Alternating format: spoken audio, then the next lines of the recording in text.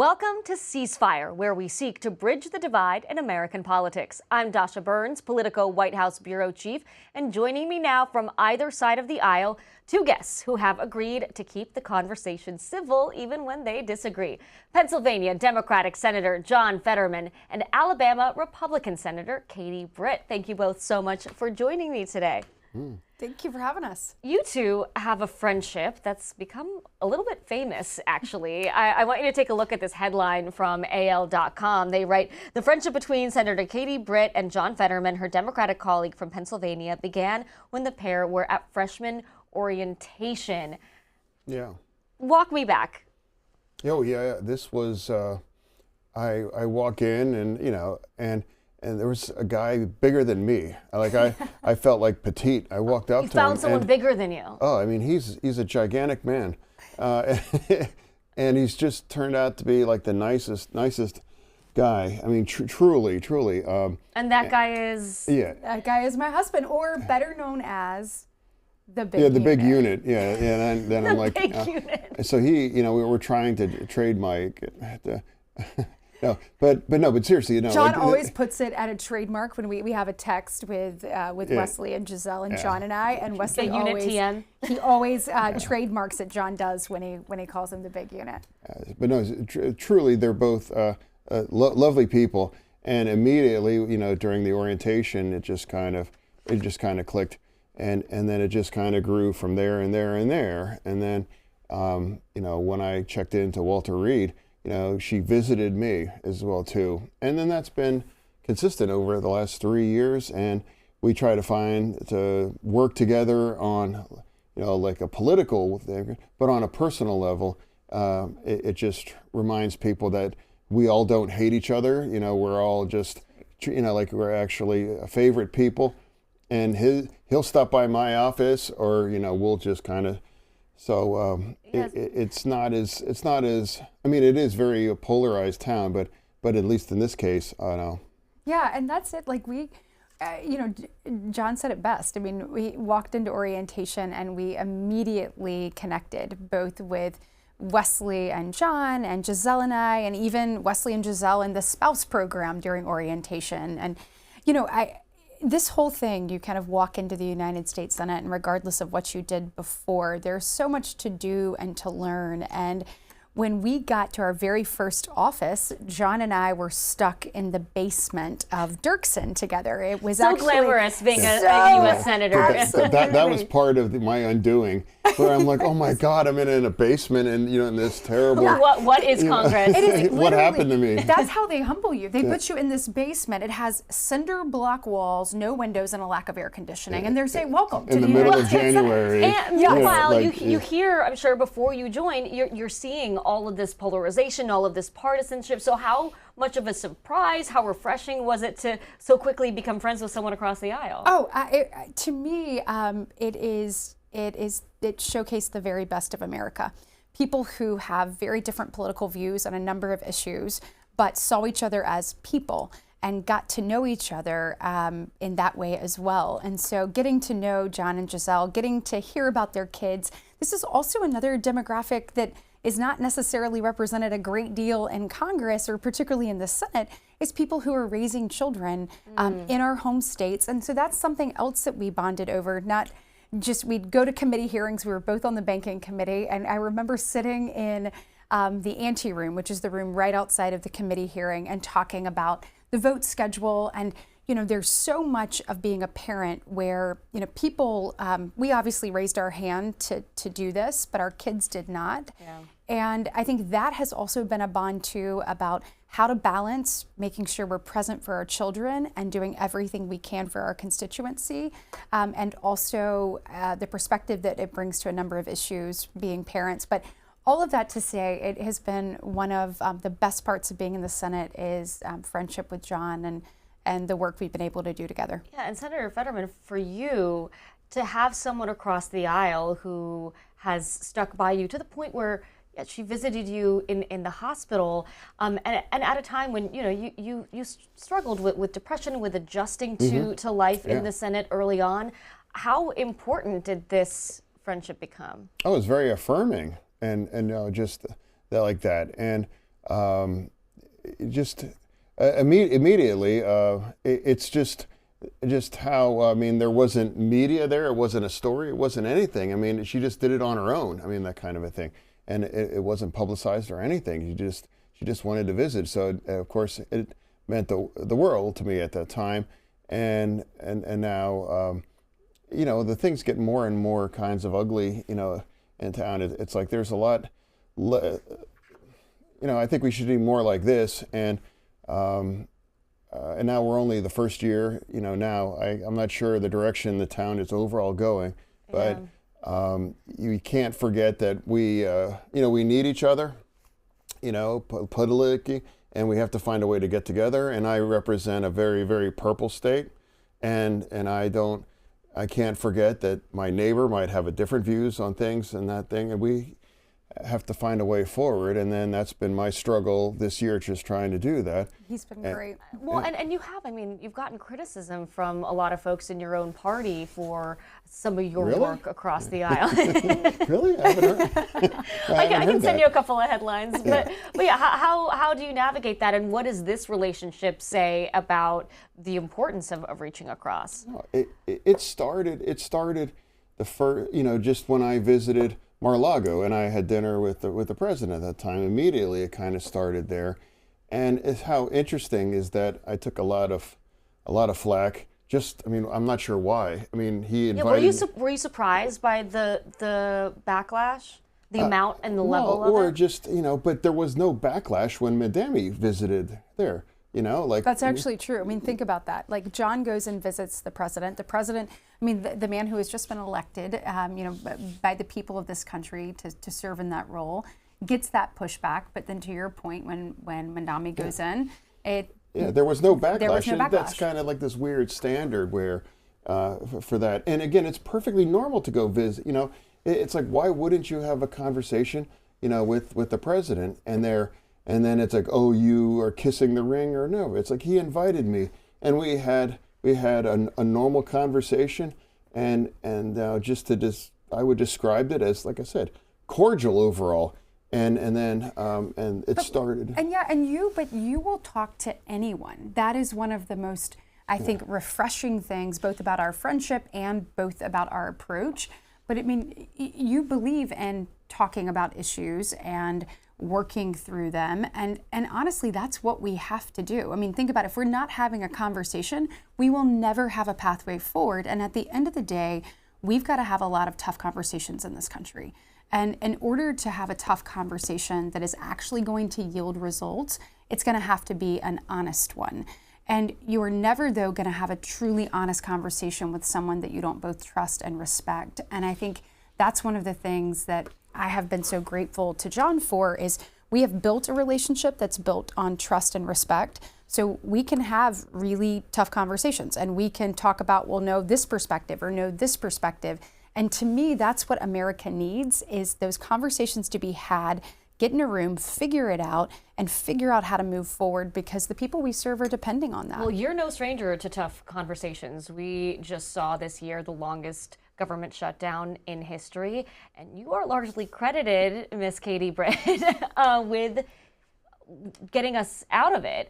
This headline from Punchbowl News says Senate Majority Leader John Thune called Britt a rock star for helping resolve one of the thorniest issues in the funding talks. You were talking to Democrats, you were talking to Republicans, and you were talking to the White House during a time when a whole bunch of those people were not actually talking to each other. Walk us through that process.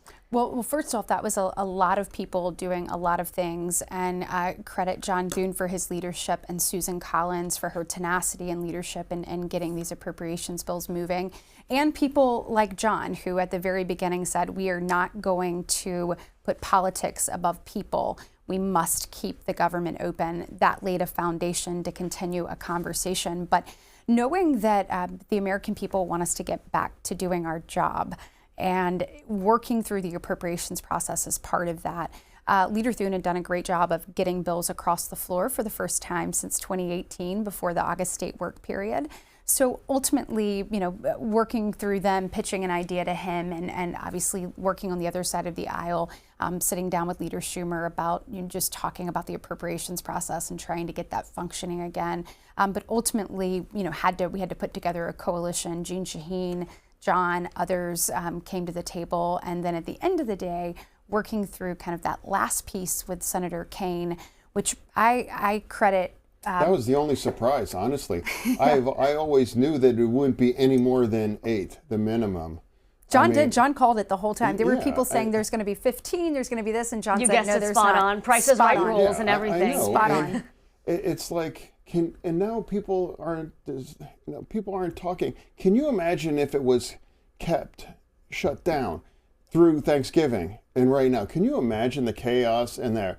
And it took 8 Democrats, with the courage to say, because the entire base were demanding that, and they just turned it into like a game thing. And I'm like, it's like people haven't. When you say they turned it into a game, are you talking Democrats, Republicans, both? What I'm saying, it's like, this was a demand by, and people were afraid of parts of our base, and I'm like, we were always the party that refused to shut our government down. And then after what we ended up with it was a vote. Pretty confident that we could have got that same vote, without shutting it down at this point. And for me, it's like 42 million Americans on SNAP. Mm-hmm. I mean, those are the kind of people as a Democrat you fight for, and I definitely could ever vote to put those folks at risk and things. And then not paying our military and other ones. We have to find a way forward rather than shutting it down. And now flying get less and less safe, and kinds of delays and more chaos. That was a betrayal of our core responsibility. Well, one of the things that Democrats did do during the shutdown is put health care front and center. And of course, you both know the ACA subsidies are expiring at the end of the year. Bunch of Americans are going to see their premiums go up, and it doesn't look like at this point, unless some miracle happens, that anything's going to change by the end of the year. Now we're looking at January for sort of the next time when the extending the subsidies conversation comes up again. Where do you see Congress at on this issue at this point? What do you think is the most likely outcome here? Yeah. So first, just to piggyback off of what he said earlier with regards to SNAP, that was one of the great things about the package we put together, is that we were able to unlock the SNAP funding for the remainder of the year, WIC funding for the remainder of the year, veterans funding for the remainder of the year, Capitol Police for the remainder of the year. So moving into January 30th, those things are taken care of, and now we're working on kind of focusing on appropriations bills to get more of that done. When it comes to the ACA conversation, the Obamacare conversation, John and I were actually in a group the other day, a bipartisan group, talking about what is a pathway forward. Bipartisan conversation on healthcare, that is a big headline for Americans right now. No, truly. It just seemed like on this issue, it's just been so hard to find common ground. Yeah, so I was encouraged by the dialogue, because to your point, there has not been that before. Obviously, Republicans and Democrats are coming at the issue from a different perspective, but both wanting to achieve the same thing and trying to find a solution, or at least the people in this room were. So I was encouraged by that dialogue. Obviously, I hope that continues. We'll see something move over from the House, and would be hopeful that we are able to coalesce around something. John may have a little bit of a different perspective. The base demands no common ground. It's really becomes more and more extreme kinds of absolutes, and now so like I have a responsibility as someone that represents Pennsylvania. That it's like just like this table. Red, blue. It's just like that's literally Pennsylvania. You got the symbolism. The ceasefire set. And it's a lot easier, like if I'm in like a deep blue state, for example, and then of course now. So that's part of like an honest conversation where we're at right now, and conversations about healthcare.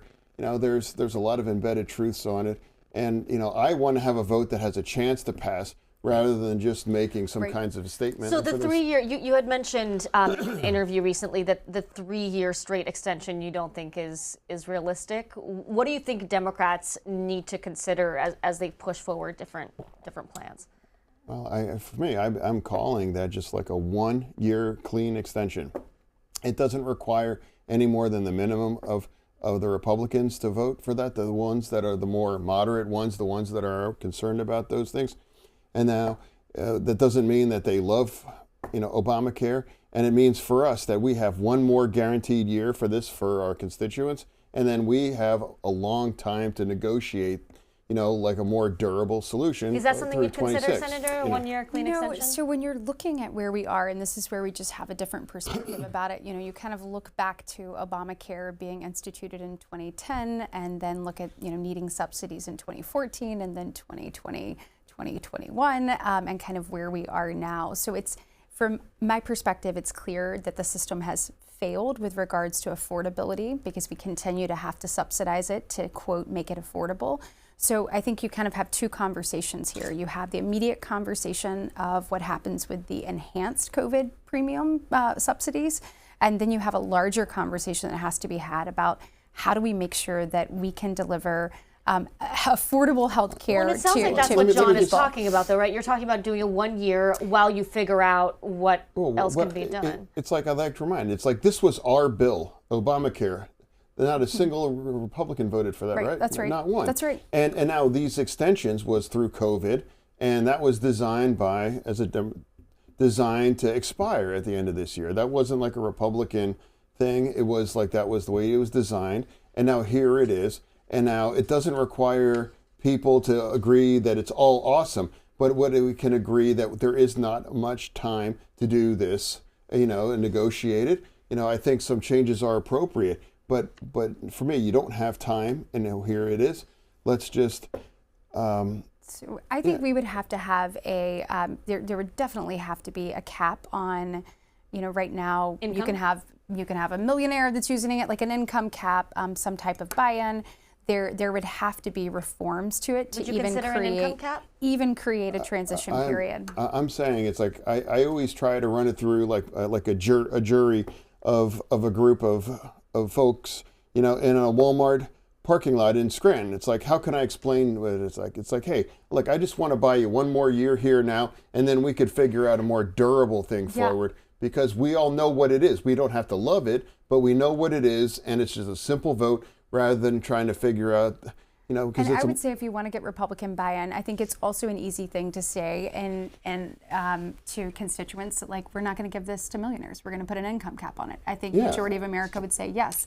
And then we're going to say the way we're going to eliminate fraud is just a $5, and I think people can get that too. So John's right with regards to creating a simpler framework of reforms if we want to find a pathway forward that you can easily explain. But you're definitely going to have reforms if you're going to get any Republican buy-in, because doing more of the same, even in a transition period, we're not going to do that. We just needed 8 Dems to reopen the government. We didn't have to have buy-in over all 47, and that's the point. It's like where it's the minimum kind of a trigger point, and now. And he's always good at calling this stuff, right? So when we talk about these different things, he can like get laser focused on an issue in a way, like he said, there's going to be 8, there's going to be this. He's pretty good at calling it. Let me transition to actually a piece of legislation that you guys have worked on together, which is the Laken-Riley Act. You both found common ground on immigration there. Senator Britt, you sponsored the Senate version and asked Senator Fetterman to be a co-sponsor, which became law in January. Take a look at this semaphore write-up. The Senate's new power duo is John Fetterman and Katie Britt. When Katie Britt was looking for a Democratic partner on legislation that subjects undocumented immigrants accused of theft to stricter deportation standards, she didn't have to look far. John Fetterman, the one-time liberal favorite turned envelope-pushing Pennsylvania senator, also happens to be one of her best friends. First, I'd like your take on that description of yourself. It just was not the case. Honestly, like, my views on immigration haven't changed an inch, not at all. But it's like, we have to have a secure border, and I really kind of led the charge as a Democrat in 23. It's like, our borders failed. It's become an open situation, and when almost the size of Pittsburgh is showing up at our border, that's not manageable, that's not sustainable, and we can't possibly deliver the American dream for those people at that volume. And that's part of just telling the truth on that. And I also know, to be involved on that bill, that's going to be blowback, and there has. And they claim that my values have changed or anything, and they have not.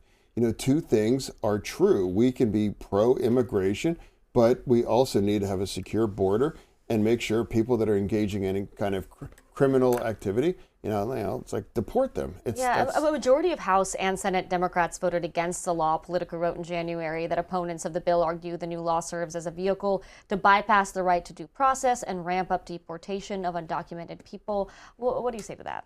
I think it's like people, often, we forget a lot of the reasons why we lost that election in 24 for that things. And, trying to defend where things were at the border, for example, we can't forget those things. So for me, it's like finding a way forward that has two embedded truths, and that's what I'm trying to push for, and that makes it more difficult because it's getting more and more extreme, and that's driven more by an agitated base. Senator Britt, I think that some people were probably surprised that you chose Senator Fetterman as the co-sponsor on that legislation. What led you to that? So we've had conversations about, like we were talking about earlier, about kind of what's in front of us and the challenges that we have. And one of the things that we had discussed at length was just the wide open border. And so knowing that, he believes these two truths and obviously would be a willing partner to have a conversation with, it was an immediate place to start. And we did, and kind of sort of talk through, we've got to do something. And we know if that law had been in place, Laken Riley would still be with us today. And so he was an incredible catalyst in being able to actually do something. And you realize that's the very first time that we've done something on the border in 30 years. In Congress. Yes, immigration enforcement, period, in 30 years. So it's also significant for the American people to see us be able to come together and on a narrowly tailored issue, figure out how to move it forward. Well, it's interesting because I think that Democrats have, or you're telling Democrats that they should learn some lessons on immigration from 2024 and from a lot of recent events.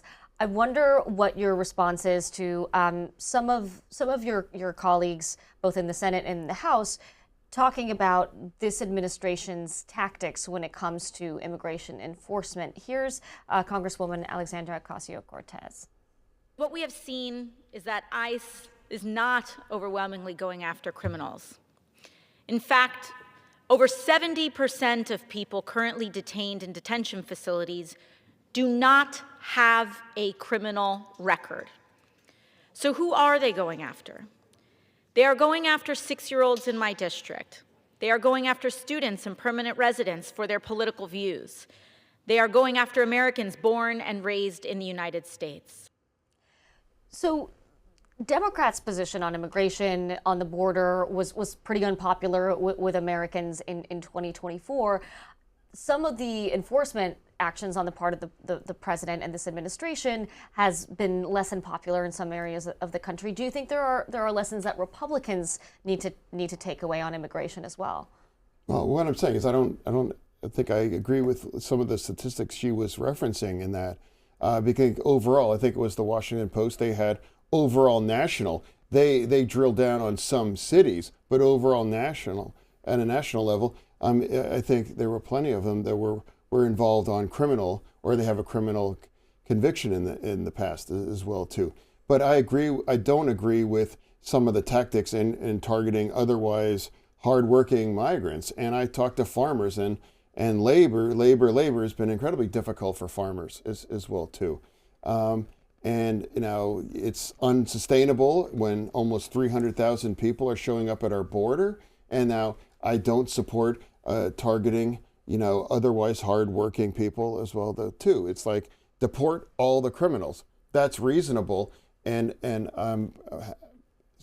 but also there has to find a way forward to acknowledging it and a path. And now one of the reasons why I had dinner with the president is like I wanted to fight for our dreamers, our country's dreamers for that too. My wife was a former dreamer, and that she wanted to come too.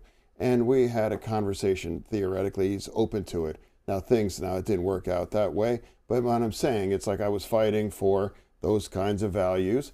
Dreamers and those other people, I think they're parts of the best American experience, and I don't want to punish children that came here. Just my wife was brought there when she was 7. She can't be held against that. Now, so for me, the dreamers is part of it. So that's what I'm fighting for. And now I don't agree with some of the tactics for ICE, but it's also a necessary kind of an organization. And parts of my party screaming to abolish ICE, abolish ICE. It's like, well, try to get yourself elected. Anything other than a far, far left district, that's not going to happen. Senator Britt, do you agree with any of what Senator Fetterman is saying when it comes to some of the tactics that we're seeing out of ICE agents? What I have been obviously keeping front and center is the fact that we had a wide open border for 4 years under Joe Biden. And I think a lot of what you have seen, and we've even kind of rewound back into it, different clips that have been posted are actually old TikTok videos, or the authenticity of things have been proven to not be true. So I think you have a lot of people that are working to spin up people on the edges in a way that I think is not productive and isn't truthful. I think it's important that people know that we hold people accountable to our laws, and the lawlessness that we saw over the last 4 years has to stop. And with that, detaining and deporting criminal illegal aliens, I think is part of that. I mean, whether it's, Laken Riley or Jocelyn Nungary, or whether it is people whose children have died of fentanyl overdose or fentanyl poisoning, I think America was ready to be put front and center, and I think that's what this administration is trying to do. And let me bring up New York City. They spent, I believe it's $7 billion to house and take care of migrants. $7 billion to take care of migrants because it was overwhelmed. And in Boston, folks were living at the airport, literally. And that $7 billion for that could have been to make, childcare or housing a lot more affordable in New York City as well too. That's part of being honest. It's like that. Cities, Chicago and Denver were overwhelmed now too. So that's part of the truth. And that's why it's important to remember that there's a reason why, in part, why we lost in 2024. And you have to think this was the most litigated issue over the last 4 years prior to this. And President Trump laid out very clearly what his plan was, and he is working to execute on that. And the American people heard it, and this is where they want us to go as a nation. They want us to have a secure border. They want us to have safe streets. And they also, you mentioned ICE earlier, but I think what we've seen, particularly from some of my Democratic colleagues, of vilifying ICE agents in particular, it kind of undermines law enforcement. It undermines their safety and their ability to do their job, and ultimately undermines the security of our country. All right, Senators, thank you so much for joining me. Senator Katie Britt from Alabama, Senator John Fetterman from Pennsylvania. Thank you both for coming on Ceasefire. Let's turn now to this week's C-SPAN Flashback, where we dig deep into the video archives to show you a moment in political history that's eerily similar to what's happening today. The recent U.S. military's targeting of alleged drug boats in the Caribbean has resulted in debate over ethics and legality. House Speaker Mike Johnson is comparing it to drone strikes overseas during the Obama administration. Back in 2016, President Barack Obama was discussing his nomination of Merrick Garland to the U.S. Supreme Court and was asked about the use of those drones away from active battlefields. My question is, how are these killings morally and legally justified? And what kind of message does this drone program send about America's values to the world, the American people, and to law students like myself who refuse to put our trust in an opaque process? The challenge for me as Commander-in-Chief has consistently been, how do you think about this new technology in a way that is consistent with morality, ideals, laws of war, but is also consistent with my first priority as President and Commander-in-Chief, which is to keep all of you safe, including you. We have to create an architecture for this because the potential for abuse, given the remoteness of these weapons and their lethality, we've got to come up with a structure that governs how we're approaching it. And that's what we've done. So I put forward what's called it's a presidential directive. It's basically a set of administrative guidelines whereby these weapons are being used. The legal and political debate over the use of drones from 2016 echoing the conversations today with the U.S. boat strikes in the Caribbean. We've got two political pros from both sides of the aisle to discuss those strikes in international waters and other top political stories. Republican strategist Mike Dubke, he served as White House Communications Director during the first Trump administration, and Democratic strategist Brendan Daly, former Communications Director to then House Speaker Nancy Pelosi. Thank you both so much for being here. And I'll remind you, you've both done the surrogate thing. Today you are strategists. You're peeling back the curtain for our viewers about why each of your parties is doing what they're doing, what are the pros and cons of their approaches here. And I want to talk about Tuesday when Secretary of Defense Pete Hegseth and Secretary of State Marco Rubio briefed the House and Senate on the boat strikes that we were just talking about. After the closed-door presentation, House Speaker Mike Johnson once again compared them to the actions during the Obama administration. Take a listen. The Trump administration, by the way, has been much more forthcoming with the legal rationale behind these strikes than prior administrations. And I want to point out this one example. From 2009 to 2015, President Obama conducted over 500 drone strikes, killing over 3,700 persons, some of whom were United States citizens, and he never offered any legal justification to Congress at all. The Department of War has now briefed Congress more than 20 times in bipartisan classified settings on these strikes. Secretary Rubio and Secretary Hegseth have briefed the Gang of 8 and the Gang of 16 as well. I've been in those briefings myself. The administration has also made available multiple documents to the Hill, including the Office of Legal Counsel opinion, which has been reviewed by over 150 members. The Department of War has shown video of the September 2nd strike to the Gang of 8 and leadership of the Armed Services and Defense Appropriations Committees. They'll be made available to all members of the Armed Services Committee this week. This is exquisite intelligence that supports these actions. It is certainly appropriate and it's necessary to protect the United States and our interests. So you heard Johnson there comparing Obama and Trump and these actions on the sort of like legal and transparency front. But on the political front, how do you both see these things comparing? And is Trump getting himself into some hot water here, Mike? Well, if you listen to both President Obama and Speaker Johnson, I think you hear the same line said slightly differently for both, which is our main priority is protecting the American people. And I think in 2016, that was the basis by which Obama moved forward. And in 2025, that's the basis by which the Trump administration is moving forward, and as repeated by Speaker Johnson. So I don't know that he's getting himself in hot water in the sense of the description of why we're engaging. I think there's some hot water that needs to be navigated. Are these equivalencies? Are narco-terrorists in the Caribbean the same as terrorists in Yemen, for example? Can you draw that parallel? And I think that's one of the ways where the Trump administration can get themselves out of hot water by reminding the American people of the scourge of drugs, of fentanyl, of all of that, and justifying these strikes. That doesn't address the bigger topic, which I'm sure we'll touch on today, but in terms of the strategy of that, I think that's where they're going. Brendan, when Democrats are talking about this, how should they navigate this? Because the issue of fentanyl is something that touches so many Americans, and that has to be taken seriously by lawmakers. At the same time, there has been a ton of pushback on the transparency issue. How do you see your party navigating? Well, I think that's right. That fentanyl is a huge problem. I don't know that Venezuela is a leading supplier of fentanyl. They're not actually. Mexico and Colombia are much bigger. So that's where the issue there. The major justification may not actually be correct.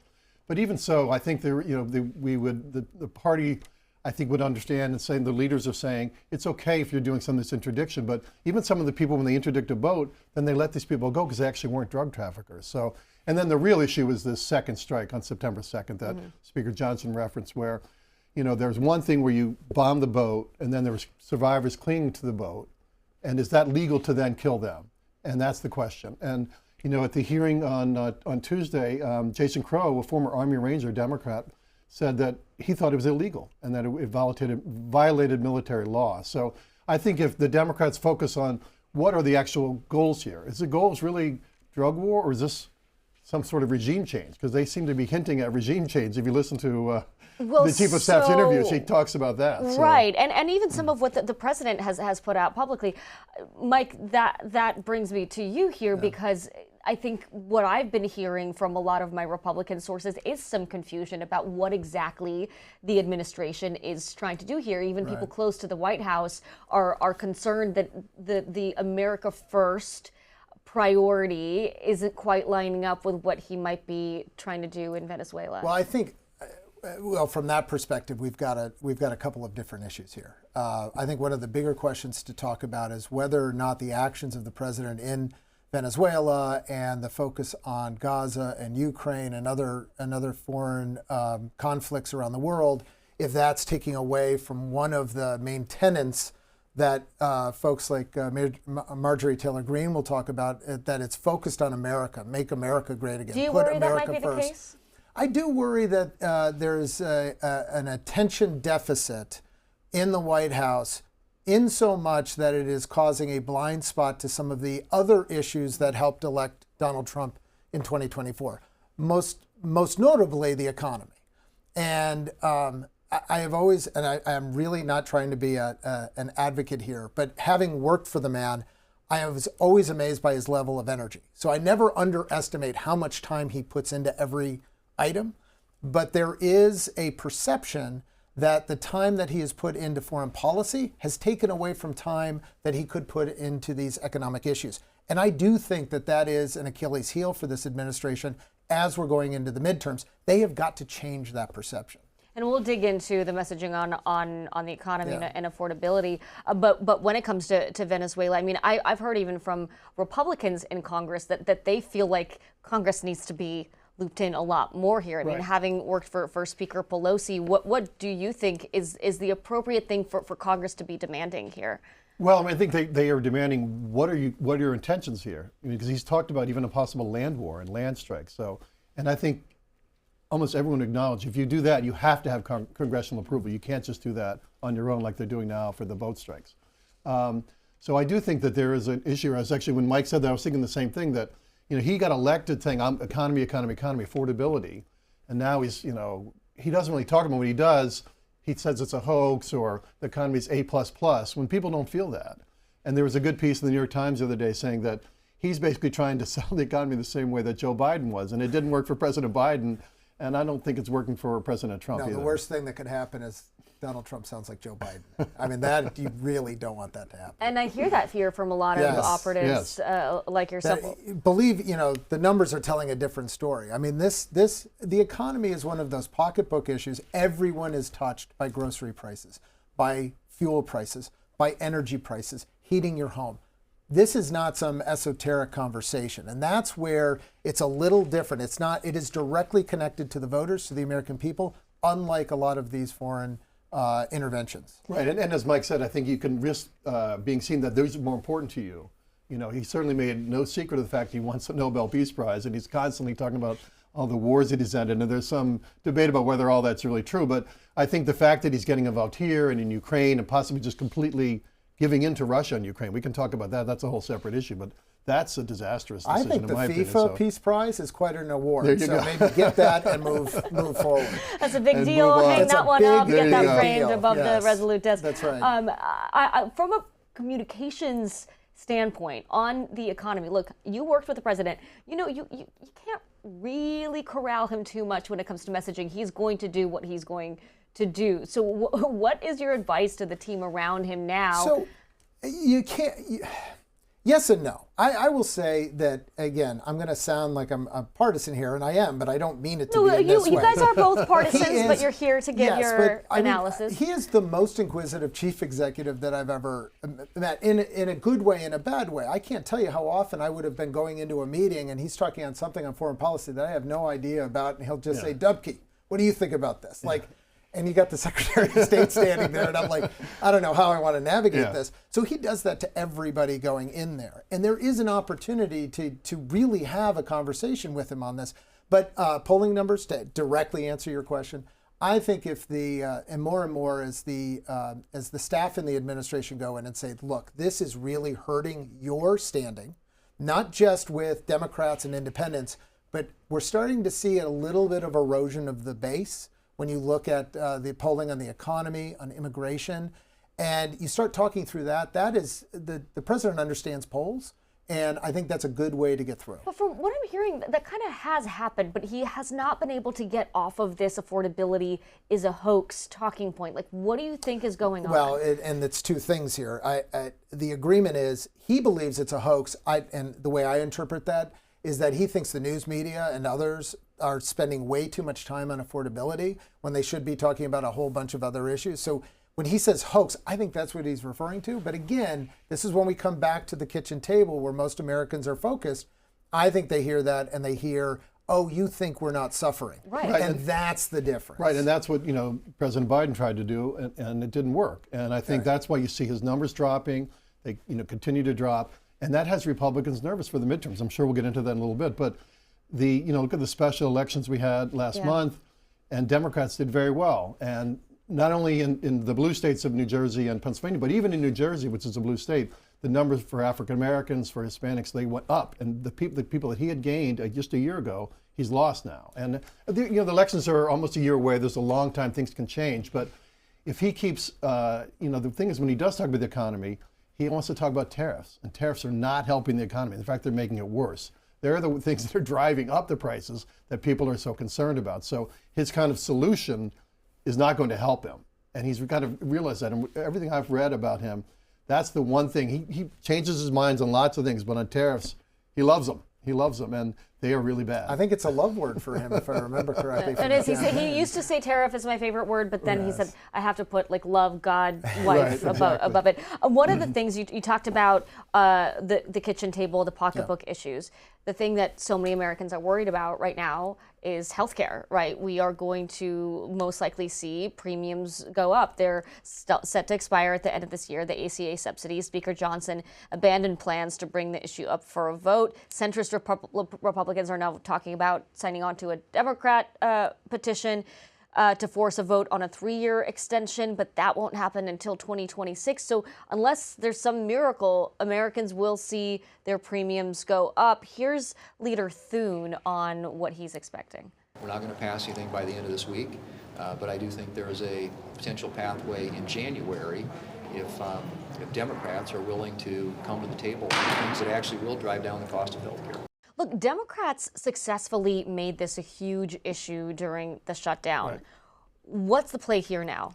I think it's the same thing with basically daring the Republicans to not do anything. And then they know, the polling shows that the public understands that Democrats are actually trying to fight for these subsidies. They want to try to lower these costs. They know that the premiums are going to skyrocket, that folks can't afford it. Some of them are going to lose their coverage because they can't afford to pay for it. And I think as long as the Democrats keep the pressure on, that'll make a difference. You look at these, as you mentioned, these centrist Republicans. 4 of them signed the discharge petition. So there probably will be a vote in the House in January. What happens in the Senate, we don't know. We'll have to see there. But the idea that the Republicans can just sort of ignore this and hope it goes away is not going to happen. Mike, should any of this freak out Republicans at all? Well, I'm gonna disagree on a couple of points here, and I think Republicans do care, and you're seeing that with the Republicans that have joined with the Democrats on the discharge petition. Right. But more importantly, and strategically here, we saw in the first vote 2 programs that we knew were going to fail. When Chuck Schumer put forward the 3-year extension of the subsidies, he knew that was not going to pass, even though he was able to get 4 Republicans to sign on to that in the Senate. But he put it forward as a messaging vote. Now, He did that because he failed in March when he didn't vote for the shutdown, and he had to make some amends with his party. Then we had the longest shutdown in American history, ostensibly about healthcare, yet there was no solution at the end of that. So that was another failure. And they couldn't move off that 3-year window. In the House, they also put forward the 3-year window. And I think where the Republicans failed, where Johnson could have gotten something moved forward, is if he had gone with one of the other compromises for 2 years. Yeah, I had Don Bacon here on the show. And absolutely. He was working on a 2-year solution with some income caps, and Ro Khanna was sitting from across the table for him saying, I would really consider exactly. that. Yeah. Right. And if Johnson hadn't held his ground, I think you would have seen that particular bill move forward, and then you would have found a home for that in the Senate. So the Senate's not going to vote for a 3-year extension. What's happening in the House will die in January when any of this comes to a vote. And what I think Leader Thune is referring to is that if we force everybody to the table again, that we will get my guess is probably a 2-year extension of subsidies. And I hope they put a moratorium on those extensions to force both the Senate and House Republicans and Democrats to come together and fix Obamacare. Because anything that takes subsidies to make it work is a broken system. And that's why I disagree with you that Republicans don't care. They do care. They just don't want to keep pushing money towards a broken system. What do you think about that? I don't know. I understand what you're saying. But their perception is they don't care, and that they've had this plan. Remember, President became kind of a punchline. President Trump said, well, in 2 weeks, I'm going to introduce my health care plan. In 2 weeks, I'll introduce my health care plan. They've never been able to pass anything because the party's divided on this. And the Democrats have their own issues, no question about that. And certainly, Schumer was in trouble with the base in March when he didn't get anything and voted to not have a shutdown. But I think the public understands that the Democrats are the ones who are pushing to try to make this affordable. They're the ones who push for Obamacare to begin with. Yes, it's not perfect, but millions and millions of people have health care that wouldn't have had it. And the Republicans, ever since it was passed 15 years ago, I was there. I worked for Speaker Pelosi. It was a huge fight. And there's been a fight every year after it's passed. It's almost, I really have never seen another bill that's passed, like every year they try to repeal it, and they can never do it. They can never do it. And so the perception is, and the reality is, that the Democrats are the ones trying to fight to make it affordable, and the Republicans aren't. They have these plans. I'm not saying they don't have plans, but they don't really, it's not their big thing. And people understand this is something that the Democrats are pushing for, and if it happens, it's because the Democrats push for it. And I'm about to go deep DC speak, which is, give it to me. If the Democrats would allow the Hyde Amendment to apply to Obamacare, and the Hyde Amendment is, just for everyone's benefit, it is basically the grand compromise from 20 years ago? Right. In which federal money would be not used for abortion. And because of the way Obamacare was passed along party line votes, the Democrats were able to pass Obamacare without this grand compromise that has been basically inserted in most grand compromise pieces of legislation. If they allowed the Hyde Amendment to be attached to Obamacare, or ACA, or whatever we want to call it today. Right. And if they called it Trump Care, we'd really get it passed. But then you'd see a whole host of very conservative Republicans who put this issue at the top of their list come forward and support those subsidies. Right, but that's just not going to happen. Realistically, the Democrats are not going to do that because... Why not? Because they don't believe in it. They don't like the Hyde Amendment from the get-go, and they don't think it's right. Let's step back for a second, because and also politically, this is the deep. You brought up. Listen. No, but even hold on one second. Well, politically. Yeah. It's not a winner to restrict abortion. Look at them. The Republicans don't want to talk about this, the Supreme Court ruling. That was one of the big reasons the Dems won the back of the House earlier, and they did so well. Well, it's fascinating that the issue has kind of receded into the background after being such a huge deal, both politically, legally, and every way. Because the Republicans don't want to talk about it. But the Democrats, if it's brought up, they will want to talk about it because it's a political winner for them. It's not a winner for the Republicans. Let's take a step back, because you talked about the longest shutdown in history that we just had. I mean, we are coming up on a funding deadline again in January. Are Democrats seriously considering potentially shutting down the government again if this healthcare battle continues, or over some other issue that they think is important? They might. I don't know. I haven't talked to them directly about this. I'm not. What do you think? I think they probably don't want to do a shutdown, just because in general the Democrats don't like a shutdown. They want the government to work. They want to keep it running. They understand the pain it causes for federal employees when they work for more than a month without getting paid. They end up getting paid retroactively. But that was not an easy time for a lot of people. So I don't think they want that.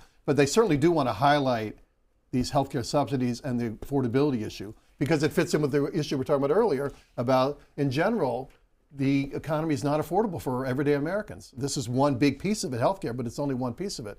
You've also got grocery prices, gas, the things that Mike talked about earlier.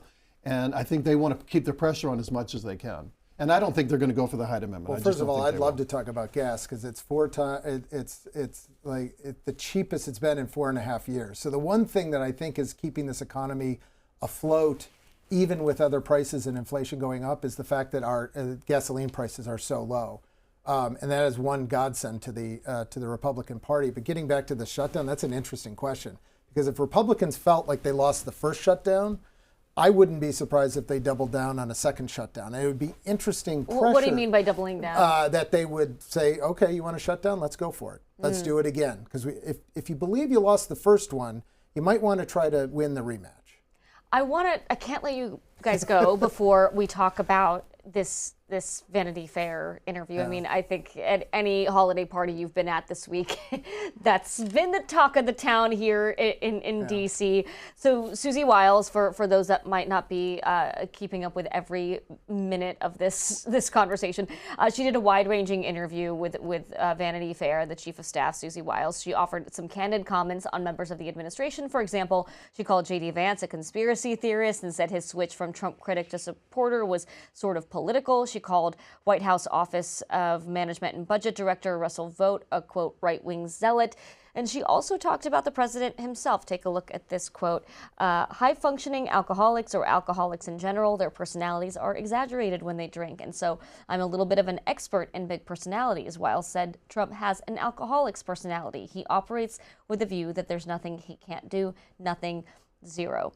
The president defended Wiles in an interview with the New York Post. He reiterated that he avoids alcohol, saying in the interview he has a possessive and addictive personality type and that he wasn't offended by her word choice. Now, the administration has flooded with comments defending Susie. Every cabinet secretary, Donald Trump Jr., has posted about this. But the big question that I'm hearing, again, even from people close to the White House, is why? Why? That is a good question. Why do this? So, as the former communications director for the president, what is your assessment of what happened here? I'm going to give you a couple of quick comments. One, I found it very interesting. Really, she did not criticize the president, except for, and I don't even know. And that wasn't necessarily criticism. Really wasn't necessarily criticism. He ended up agreeing with it. Right. Which is something to take a look at. The other thing, the photographs. No one's talking about these photographs. Oh, I've been talking about the photographs. Okay. My group chats are blowing up over the photographs. You want to know how much respect Susie Wiles gets in the White House? The fact that she was able to put all those people together in one room in that setting shows you exactly who has the power to command performance, and she does. And I think the aftermath with almost the entirety of the Republican establishment, mega establishment, whatever, coming out and defending her, including the president, shows you the way that people respect the work that she's been doing, not just in the campaign, but then also in the White House. Now, you asked the other question, though, what is this all about? It was a series of interviews over a long period of time. My best guess when I first read and heard about the interview was this is her exit interview. This is, and I'll just give you my frank analysis of this. At some point, I wouldn't be surprised if it's not in the first quarter of 2026, that the chief of staff steps aside, and and like most chief executives that you look at when they leave major companies, they will do a Vanity Fair style interview about what they were trying to accomplish, what they accomplished, how they view the organization, and that's what this felt like to me. Now I'm really stepping out of bounds and saying this on air, but You're about to make some headlines here. I know. That was my initial reaction to this. I think what you always want to watch for in Washington, D.C., though, is how people react afterwards, and the fact that everyone is huddled and circled the wagons for her, to use a Buffalo Bills term. That shows you how powerful Susie Wiles is. But I mean, it's extraordinary, really, that she gave this interview and the things that she said. And it is very curious. And, the idea that they're trying to say, oh, it's taken out of context or fake news, all this. No, she did this, as Mike said, for 11 times. She knew who this guy was. She knew she was on the record. She's very smart. She's not some Susie Wiles is rookie. not like Right. naive when it Right. comes So to she the wanted media. to get this out there, and you know, it is curious. And there's some theories that, well, maybe she wanted to show I can say all this stuff and still remain in charge and remain the top person as a staffer. And certainly she's got everyone to rally around. All the cabinet rallied around. Even the president didn't criticize her. And by the way, a lot of her observations, like my Republican sources, are privately saying she's right about Well, that's what I was about to say. The thing is that the old joke in Washington, you commit a gaffe when you tell the truth. These things are true. And some of the substance, we're not talking about the substance of what she said. Talk about, for instance, the January 6th pardons. She basically was against that. And that was a terrible thing the president did, to pardon all of those people, including the violent ones who attacked Capitol Police officers. They should not have been pardoned. She talked about the way USAID just got dismantled and the horrific impact that had around the world for a relatively small amount of money. This is the Agency for International Development. We help developing countries around the world. Now we've ceded that to China and other countries. We're not doing the aid we were doing and before. by the way, There's a lot of, hold on, let me just finish the slide. She has a lot of substantive things that she said that we're not really addressing. And I think we need to focus on the substance of what she said and what is wrong with some of these things that happened. And it's fair game now. It's And not to just your Democrats point, saying it. She's saying to your point, knowing how Susie Wiles operates, if she's saying this in an interview to a Vanity Fair, she's probably saying this to the president as well. And that does kind of say a lot about the different sorts of voices and people that he has gathered in his cabinet. And also look at the longevity that she has had with the president through the campaign, through the first year of the White House. You know, as I'm a short timer at the White House, so I can definitely see how difficult it is to stay that long. Just the pace on your physical toll of it. So yeah, no, she's got that support, and it was again. I look at the perception of it Right. and the style of it as you and you were talking about the policy. Right. The style of it, that's she was definitely laying down a marker. An extraordinary Yeah. story. and, Thank you. And Mike may be right that she's, you know, maybe she does want to leave, but the extraordinary thing is that she's not out now. Anybody else that said that would be out the next day. And the fact that now it's her choice, she's still staying there, is pretty It extraordinary. says a lot actually. about the power Yeah. that she's amassed. All right, Republican strategist Mike Dubke and Democratic strategist Brendan Daly, thank you both so much for spending some time with me today. Thanks for having us. And we'll close this week's program with our ceasefire moment of the week, highlighting what's possible when politicians come together as Americans, not just partisans. Jewish Americans are celebrating Hanukkah, and congressional leadership from across the aisle recently came together to light the menorah at the Capitol. Good afternoon to Speaker Johnson, Leader Schumer, of course, distinguished colleagues in the House and the Senate, all those assembled. It's a high honor and a distinct privilege to be with you all once more on this very special occasion. Certainly thankful for Rabbi Shemtov, for his leadership, for his partnership, for his friendship, for always committing to bringing us together, not as Democrats or Republicans, but as Americans. This is the third annual congressional menorah lighting, as so many of you know, and I just want to express my sincere thanks. Rabbi Shemtov always speaks from the heart and has such conviction, and it's contagious. And of course, Leader Schumer, who is here, and Leader Jeffries, who is my good friend and my colleague, and we do share this in common, that we support Israel, obviously, and the Jewish people. And all of our many colleagues and friends who joined us here for this meaningful occasion. Two of my favorite colleagues down here who have joined us and proudly represent Jewish people in Congress, Mr. Goldman and Mr. Fine. And they're extraordinary leaders and do a great job for everybody.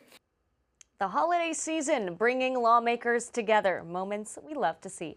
That's all the time we have for this episode. And a reminder, Ceasefire is also available as a podcast. Find us in all the usual places. I'm Dasha Burns, and remember, whether or not you agree, keep talking and keep listening.